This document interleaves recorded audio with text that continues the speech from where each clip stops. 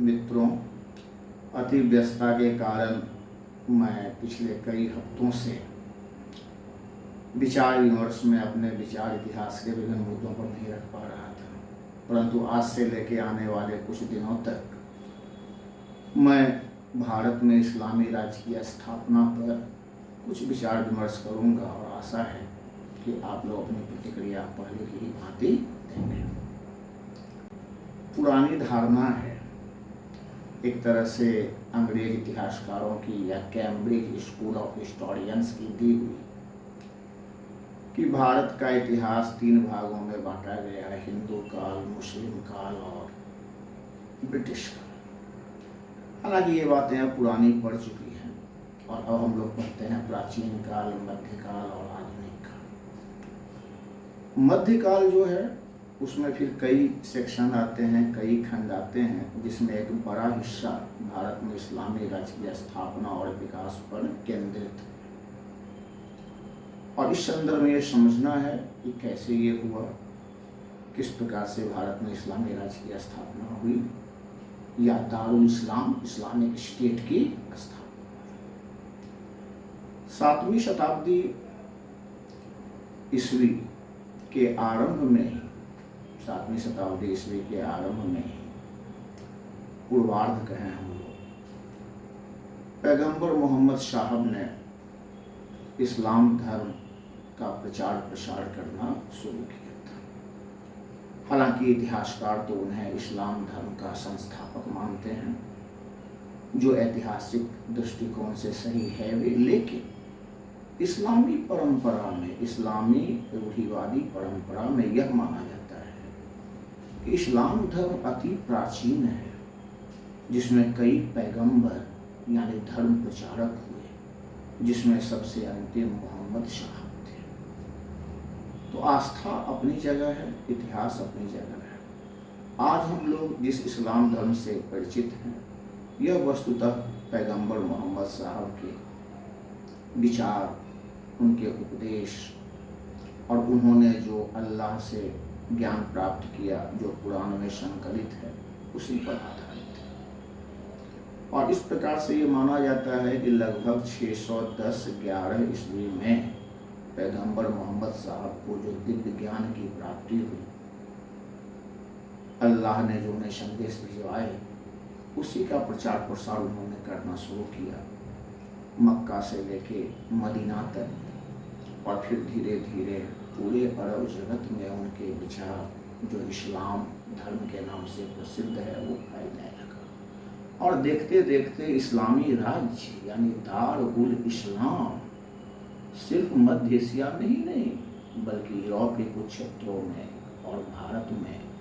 और फिर 100 वर्ष होते होते तो वो कई जगहों में छा गया एक तरह से। इसका सबसे बड़ा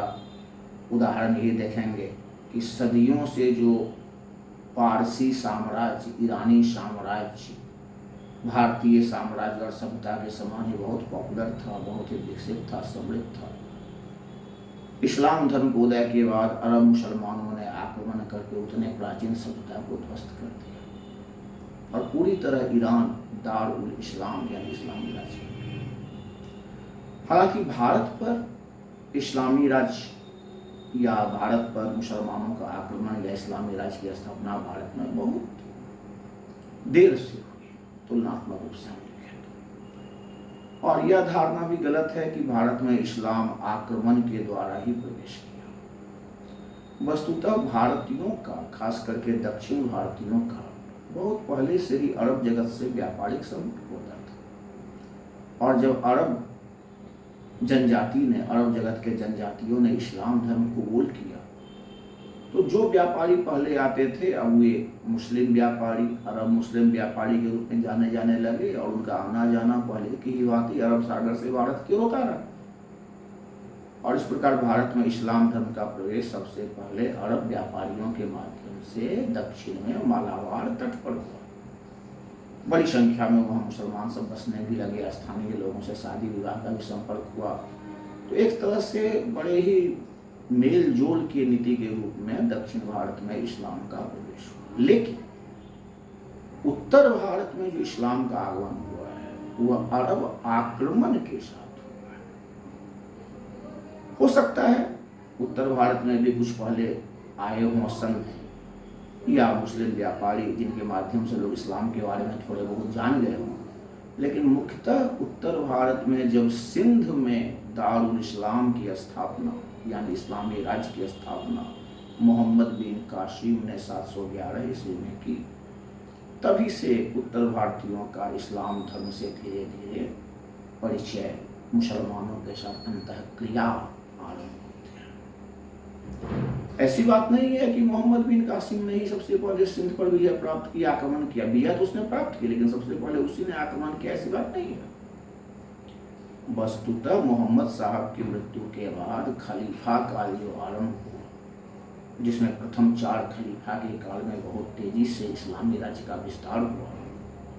और उसके आगे भी होता रहा, तो उसी दौरान उनके विजय अभियान में, अरब मुसलमानों के विजय अभियान में भारत का नक्शा भी शामिल था। और हमें जानकारी मिलती है कि दूसरे खलीफा जो थे उमर, उन्हीं के काल में सिंध और मकरान की ओर एक अभियान भेजा गया था अरब मुसलमानों का, लेकिन वो असफल हुआ। इसी प्रकार तीसरे खलीफा उस्मान के काल में भी एक अभियान सिंध मकरान की ओर किया गया, लेकिन वह भी सफल नहीं हो पाया। और उसके बाद खलीफाओं ने भारत को कुछ समय के लिए छोड़ दिया, दूसरी ओर ध्यान देना आरंभ किया। लेकिन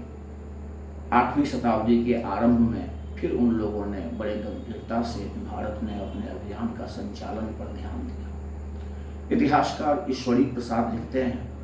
कि वस्तुतः अरब मुसलमानों का लक्ष्य था राजनीतिक विस्तार, आर्थिक लूट और साथ में धार्मिक भावना जो इन सब से बंधी हुई थी। और बात ये सही है। मुख्य बात तो यही थी कि अरब मुसलमान एक विशाल दारुल इस्लाम, इस्लामी राज्य की स्थापना चाहते थे। दुनिया भर में इस्लामी राज्य कायम हो, तो राजनीतिक महत्वाकांक्षा तो है और धन मिलने की अपार संभावना भारत में थी, जो किस्सा कहानी मध्य एशिया में बहुत पहले से मशहूर थे कि भारत तो धन का भंडार है, तो लूट की प्रवृत्ति तो रही। और इन सब के साथ साथ एक यह उत्साह, जिहाद की धारणा, धर्मयुक्त, जिसके माध्यम से अरब मुसलमान खुद को गौरवान्वित कर पाते मुस्लिम जगत में, तो वो भावना को भी ठुकराया नहीं जा सकता। 711 ईस्वी में जो मोहम्मद बिन कासिम ने के नेतृत्व में जो सिंध पर आक्रमण हुआ था, तो उसके पीछे एक तात्कालिक कारण बताया जाता है, और वो है कि देवल बंदरगाह के निकट, जो सिंध में है देवल बंदरगाह, तो उसके निकट कुछ अरब व्यापारी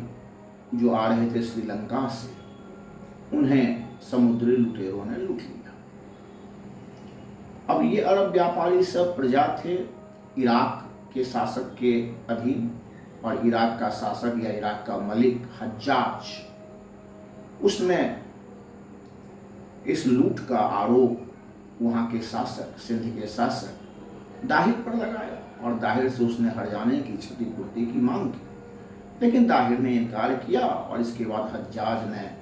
अपने सेनानायक, जो उसका भतीजा भी था, दामाद भी था, मोहम्मद बिन कासिम, जो महज 17-18 वर्ष की आयु का था, उसके नेतृत्व में अरब सेना को सिंध पर आक्रमण करने के लिए भेजा। और मोहम्मद बिन कासिम ने बहादुरी के साथ साथ कूटनीति का जबरदस्त प्रयोग किया, और भारतीय समाज में जो उस समय भी जातीय फूट थे, स्थानीय फूट थे, इन सब का लाभ उठाया, और इस प्रकार उसने अपने कुशल रणनीति के तहत सिंध के शासक दाहिर को पराजित किया। दाहिर को मार डाला गया, और फिर उसने सिंध में दारुल इस्लाम यानी पूरे भारत में सबसे पहले सिंध में इस्लामी राज्य की उसने स्थापना की। यहाँ पर यह देखना है कि मोहम्मद बिन कासिम का मकसद सिर्फ लूटपाट नहीं था। अगर ऐसा होता तो अपार धन लेके वो फिर वापस चला जाता, जैसा कि आगे हम लोग देखेंगे कि महमूद गजनवी जो था उसने यही किया। तो निश्चित रूप से ये कथन सही है कि राजनीतिक महत्वाकांक्षा तो सिंध विजय के पीछे थी, और वो इससे भी स्पष्ट हो जाता है कि मोहम्मद बिन कासिम ने धीरे धीरे, पहले तो उसने लूटपाट को मचाई, कई मंदिरों को तोड़ा, नरसंहार किए, लेकिन फिर उसने धीरे धीरे वहाँ सुव्यवस्था और सुशासन की स्थापना पर ध्यान दिया और स्थानीय लोगों को भी, खास के ब्राह्मणों को, जिनके राज को उसने समाप्त किया था, अपने प्रशासन में अहम भूमिका दी। और ब्राह्मणों को उसने इतना महत्व दिया, वो इसी से सिद्ध होता है कि उन्हें जजिया कर से मुक्त कर दिया गया। जबकि इस्लामी परंपरा में 4 कर जो हैं, खराज, खम्स, जजिया, जकात और जजिया, गैर मुसलमानों से लिया जाता था एक सुरक्षा कर के रूप में, और वो सभी हिंदुओं पर उस हिसाब से सिंध में लगना चाहिए था, सभी गैर मुसलमानों पर। लेकिन सुशासन को ध्यान में रखते हुए, ब्राह्मणों के प्रशासनिक प्रभाव को ध्यान में रखते हुए उसने जजिया कर से ब्राह्मणों को मुक्त कर दिया और अरब शासन धीरे धीरे स्टेबल कर गया। इसका प्रमाण यह भी है कि जब मोहम्मद बिन कासिम ने सिंध पर अपने राज की स्थापना की, तो उसके बाद अरबों का स्थान बाद में तुर्कों ने लिया या मुगलों ने लिया, लेकिन फिर कोई हिंदू सिंध पर अपने राज की स्थापना नहीं कर सका। तो महज लूटपाट से वो किया ऐसी बात नहीं थी, उसने वहां व्यवस्था की, स्थापना की। लेकिन यह भी एक तथ्य है कि अरबों का राज सिंध से आगे फिर नहीं बढ़ पाया, लंबे काल तक नहीं बढ़ पाया भारत के अन्य हिस्सों में, सिंध के पूर्व के हिस्सों में। एक तो उस समय खलीफा मध्य एशिया की राजनीति में बुरी तरह उलझे हुए थे, मोहम्मद बिन कासिम को भी बुला लिया गया था, और उसके बाद जो फिर आए सिंध के मलिक सब, तो वे उन्हें भारत के उस समय उभरते हुए 8वीं शताब्दी के शासकों ने, प्रतिहारों ने, खास करके राजपूतों ने खास करके बहुत बड़ा चैलेंज दिया, जिससे अरबों का विस्तार इधर सिंध के पूर्व की ओर नहीं हो पाया, और उसमें एक लंबे अरसे लग गए सिंध के पूर्व में मुस्लिम राज्य की स्थापना।